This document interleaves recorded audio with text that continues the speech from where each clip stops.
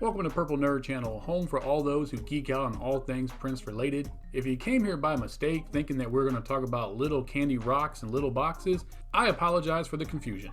Wendy and Lisa's debut album, Undersoul, being that it took a different direction musically as it went more in a pop mellow sound compared to what they were doing with The Revolution with more of a funk and rock blend. They themselves have admitted in many different interviews that they really don't know why they went in that direction, but apologize for going that way. So when they went to work on their second album, they made sure to put the funk and soul back into their music, creating what I believe is one of the greatest Prince albums not made by Prince. Although Prince had told them on many different occasions that he didn't really care for them as a solo act, as he felt that the way they looked wasn't flashy enough, and he thought that they needed a much stronger lead singer. Which I have to say that they did take his criticism to heart, as the vocals are much stronger on this album, but they're so much more stronger that I question if Wendy's sister Susanna and Lisa's sister Cole are actually doing just background vocals and not doing a little bit of lead vocals on this project. Fruit at the Bottom was released April 4th, 1989.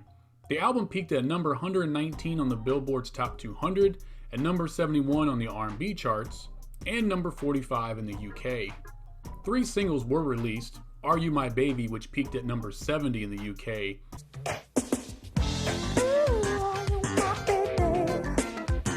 Lolly Lolly, which peaked at number 64 in the UK,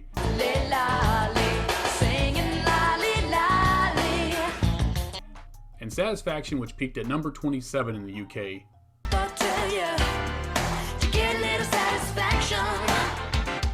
Videos were released for Are You My Baby,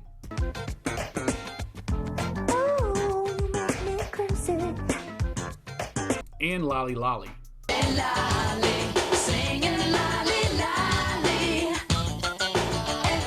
So let's go ahead and dive into this return to format for the group.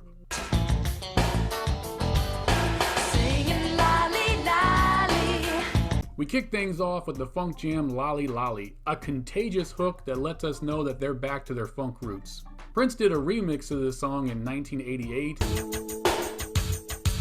And singing Lolly Lolly, yeah.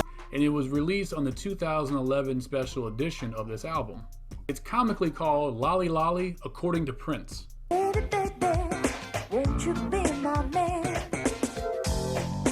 We get more funkiness and catchy hooks with the next song, Are You My Baby, a song about a woman talking about how she's so crazy in love with her man, which makes me wonder, I thought Wendy and Lisa were pretty open about their relationship and that everyone during this time this album was out knew that they were in fact a couple.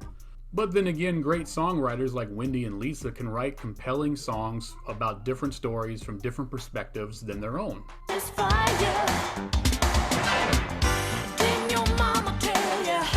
Satisfaction is co-written by the Times lead guitarist Jesse Johnson, who also plays guitar on the track. On this song, we get a little bit of that gospel soul blend on the hook.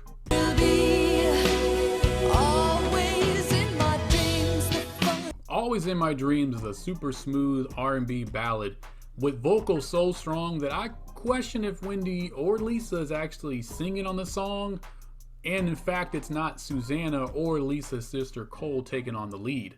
Whoever the lead is sings of love that is now over but still alive in her dreams.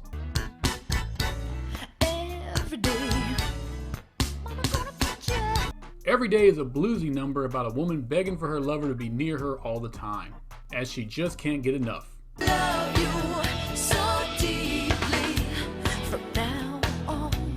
From Now On is an upbeat, atmospheric track with some guitar licks on it that talks about two becoming one in a relationship. Tears of joy, smiles of sorrow. Tears of Joy explores the aftermath of a breakup and then finding new love. This is set to a very sexy groove.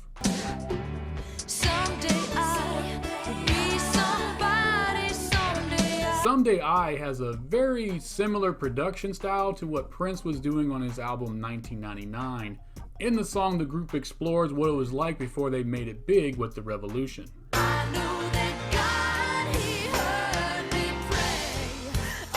I think it was December, we get to see the group do a straight up classic gospel song, and it is absolutely amazing.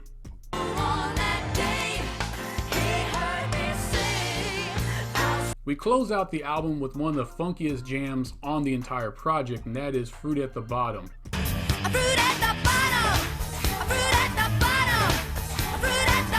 A song that explores what it's like to be in love with someone who's there for you even when you're having a bad day, a bad week, or just a bad time in general, and they're there to pick you up.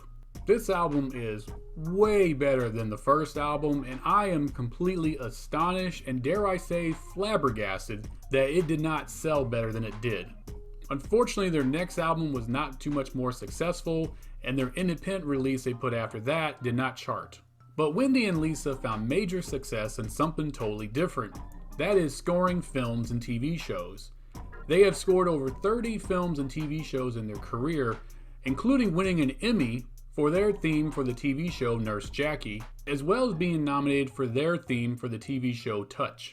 They would eventually circle back again and work with Prince. Wendy would perform with Prince on the Tavis Smiley Show in 2004. Play this old song, it's about love.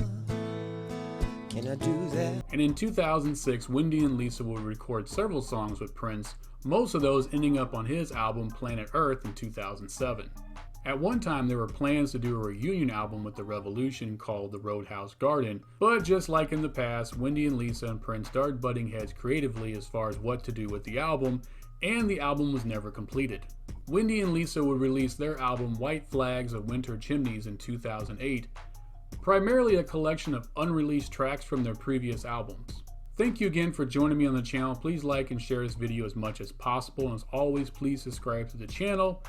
Being that I just talked about Wendy and Lisa, and in the first video I did about them, I mentioned the Dream Factory project, and I've mentioned the Dream Factory project probably about 100 different times on this channel, it is finally time to talk about the Dream Factory.